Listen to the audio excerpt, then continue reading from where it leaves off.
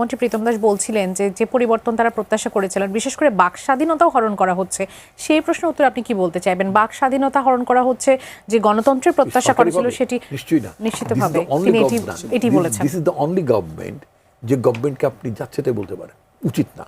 এই গভর্নমেন্টকে সমালোচনা করতে পারেন, অনেকভাবে সমালোচনা করতে পারেন, কিচ্ছু বলে না।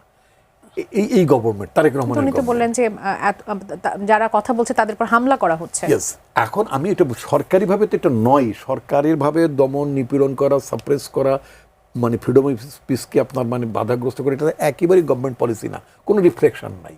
কিন্তু যেটা তারা বললেন যে গত 3-4 তারিখে বা মানে যেটা হয়েছে সেটা বললাম একটা রিটালিয়েশন, একটা ঘটনার প্রতিক্রিয়া ক্রিয়া, এগুলো আমি কিন্তু বারবারই বলছি যে এটা কাম্য ছিল না, এটাকে প্রশমিত করা দরকার ছিল, কিন্তু ঘটনাটা ঘটে গেছে।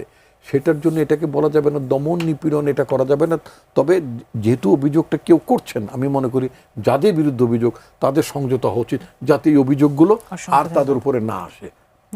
এভরিবডি শুড ফিল যে আমরা কথা বলতে পারি, we can exercise, but certainly আমি ভদ্রতার সাথে, শালীনতার সাথে, আমার বেলাও আমি কি আপনার সাথে কথা বলছি না, আমি কি আক্রমণকারী বাজে শব্দ ব্যবহার করতে পারি? শব্দ তো আমার মুখের বিষয়, ছেড়ে দিলেই হলো কেন?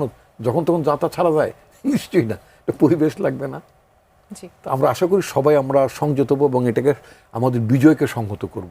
আজকে তো পার হয়নি, এবং এইটা আমরা সেলিব্রেট করব বছরের পর বছর।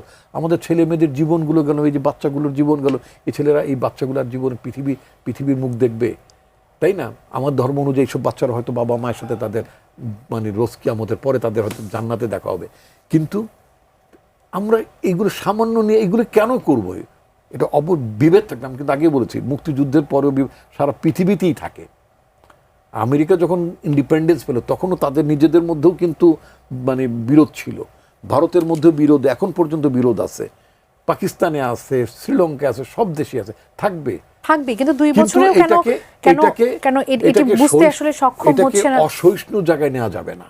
ডেমোক্রেটিক্যালি আপনি প্রোটেস্ট করবেন, ডেমোক্রেটিক্যালি ক্রিটিসাইজ করবেন, ডেমোক্রেটিক টলারেন্স আপনার থাকতে হবে, এবং এট দ্য সেম টাইম সরকারি দলের জন্য বলছি, তাদের সে গণতান্ত্রিক সহনশীলতা থাকতে হবে।